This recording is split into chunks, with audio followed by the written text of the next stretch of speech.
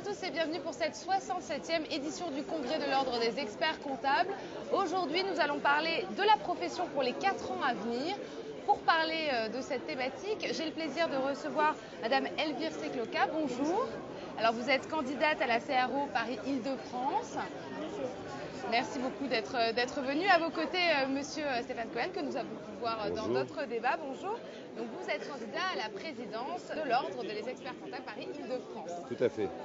Alors, nous allons parler un petit peu des projets sur les 4 ans à venir. Donc, la première question sera comment développer finalement encore davantage votre activité et notamment, je pensais, sur le plan de la formation. Madame Secloca. Bien sûr, sur le plan de la formation, l'Ordre a prévu pour les années à venir créer une école de la formation. Ce sera une école dans le but de rentrer encore plus dans la maîtrise de la formation des experts comptables de demain. Créer des graines de star en fait. Le but c'est qu'on puisse aller introduire de nouvelles notions dans les formations qui n'existent pas encore aujourd'hui, des notions de marketing, de commerce, commercial, pour que nos experts comptables de demain soient des experts comptables en phase avec la réalité de ce monde. Très bien. C'est l'enjeu de cette école qui est peut-être plus proche des pratiques, j'imagine, Tout à fait. De la profession. L'idée, c'est de former nos jeunes confrères, nos futurs champions de la compétitivité, vers le cabinet entreprise de demain. Donc notamment d'ajouter dans ces formations qui sont aujourd'hui très techniques, des formations aux techniques de vente, par exemple, au marketing, à la communication, à la structuration des cabinets, etc. etc. Donc voilà, il faut maîtriser ce diplôme et surtout maîtriser le contenu de ces formations. Et alors sur la création de fiches de produits aussi, j'ai vu, c'était un objectif important pour les 4 ans à venir. Tout à fait. En fait, on a permis, avec Joseph Zorniotti, la réforme de cette profession avec l'adjonction de nouvelles missions. Aujourd'hui, il faut aider nos cabinets, nos confrères à s'équiper, à se former, mais également à prendre les outils. Et c'est pour ça que notre enjeu va être de créer des fiches produits qui seront disponibles sur notamment le site internet du Conseil régional de l'Ordre des experts comptables, que les confrères vont pouvoir s'approprier pour développer ces nouvelles missions. À titre d'exemple d'ailleurs, nous faisons un premier test parce qu'on n'a pas pu attendre l'après-élection, évidemment, les affaires continuent. Nous sommes en période de crise et nous avons créé sur le site du Conseil de l'Ordre tout un espace dédié gestion de crise avec un ensemble d'outils, Excel, PowerPoint, Word, téléchargeables que les confrères vont pouvoir s'approprier avec en plus un numéro, un call center qu'ils vont pouvoir appeler pour pouvoir mettre en œuvre ces nouvelles missions. Un numéro gratuit. Un numéro vert à l'Ordre des experts comptables avec un permanent qui va les guider dans l'appropriation de ces missions qui sont à la fois pour demain pour eux du chiffre d'affaires, mais également une fidélisation de ces clients qui attendent évidemment de la valeur ajoutée du conseil parce que l'entreprise évolue vite et elle traverse des périodes de crise et puis elle se redresse et puis demain elle se développe, donc il faut l'aider dans tous ces enjeux. Donc toujours plus d'accompagnement avec ces professionnels pour les rendre moins isolés.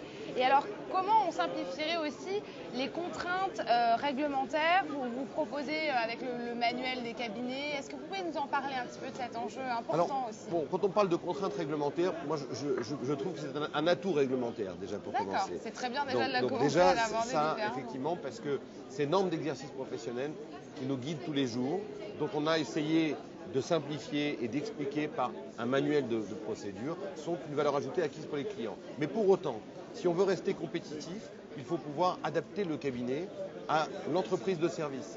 Et pour cela, il faut que le cabinet soit structuré. On va aider les confrères, et c'est ce qu'on a fait avec le manuel de procédure, qui est en ligne sur le site de l'Ordre des experts comptables de Paris-Île-de-France, qu'on a créé avec la compagnie. Comment faire plus? Mais exactement, pour leur permettre de mieux structurer leur cabinet, d'avoir éventuellement une approche même matricielle dans leur cabinet, pour à la fois prendre cet avantage compétitif qui est le réglementaire et le transformer en avantage concurrentiel au profit des clients avec une meilleure organisation du cabinet. C'est ça le manuel de procédure et pour nous c'est très important parce qu'on veut que le cabinet de demain avec nos confrères puisse être de vraies entreprises de services, des championnes également, avec de la rentabilité et de la croissance. Très bien. D'ailleurs, les cabinets maintenant allaient télécharger le manuel parce que c'est très important que chacun ait son manuel de procédure à l'intérieur des cabinets parce que c'est une notion que les petits cabinets n'ont pas forcément et c'est très important de les avoir et de les intégrer dans les cabinets aujourd'hui. Très bien. C'est un véritable succès, hein, je tiens à le préciser.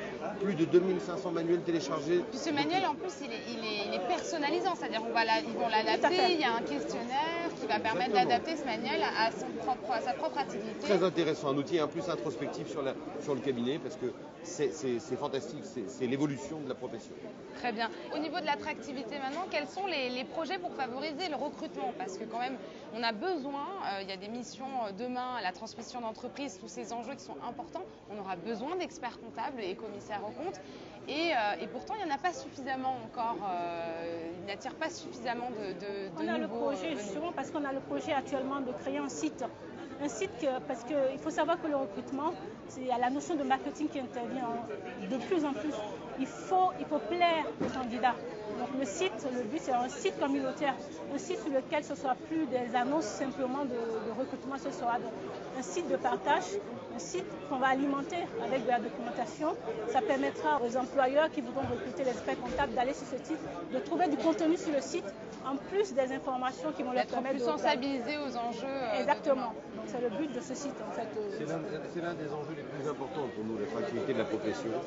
Parce que la relève, on a besoin de relève. Comme je viens de vous le dire, de faire évoluer nos cabinets pour les adapter, pour qu'ils soient des entreprises, pour qu'ils s'approprient des nouvelles missions à valeur ajoutée.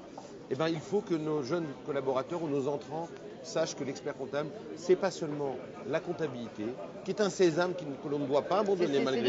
C'est la base. C'est la porte d'entrée dans l'entreprise, on ne doit pas l'abandonner. Mais pour autant, capitalisant sur cette information financière, c'est un champ énorme qui nous est ouvert. Il faut que les jeunes comprennent que l'expert comptable, c'est l'homme de l'entreprise indispensable, c'est le conseil financier et c'est important. Donc pour ça, j'ai fait par exemple à Paris, et je vais continuer à le faire, des partenariats avec les écoles de commerce, avec les grandes facultés, pour expliquer aux jeunes que notre profession, c'est la profession demain de partenaire du chef d'entreprise, que nous sommes déjà, mais que nous serons encore plus demain, dans tous les enjeux de l'entreprise. Très bien. Bon, un dernier mot brièvement sur les partenariats avec les pouvoirs publics à venir, OSEO, Caisse des dépôts. Ça aussi, c'est un enjeu important. Ils sont essentiels et nous avons beaucoup œuvré pour renforcer ces partenariats. OSEO est un partenaire de la profession. Nous avons fait beaucoup de choses avec OSEO, comme par exemple Capital PME pour l'investissement en loi TEPA, mais également OSEO qui est le financement des entreprises, notamment dans les périodes de crise où il y a eu la garantie apportée par OSEO. Donc nous avons tissé des liens très étroits avec OSEO, qu'on va encore renforcer, parce qu'OSEO, c'est les pouvoirs publics, et c'est le soutien surtout aux PME. Les PME, les TPE sont nos clients. Et donc on a besoin pour nos clients TPE, PME de tisser encore plus ces liens. On a par exemple, pour vous donner un dernier exemple sur les liens avec les pouvoirs publics, Arnaud Montebourg a nommé 22 commissaires au redressement productif, qui sont ce qu'on appelle les mini-scieries, donc qui étaient pour les plus de 400 salariés, aujourd'hui c'est pour les moins de 400. Nous nous sommes inscrits dans cette démarche. Et à Paris Île-de-France par exemple, nous avons un partenariat avec le commissaire au redressement productif qui s'appelle Mathieu Auffauvre. Et nous avons créé notamment toute une ligne directe avec ses services pour pouvoir amener sur la table des dossiers d'entreprises en difficulté et un partenariat fort avec les pouvoirs publics, c'est très important, évidemment. Très bien, très bien. Mais merci beaucoup en tout cas et bonne chance pour la suite. Merci. Merci.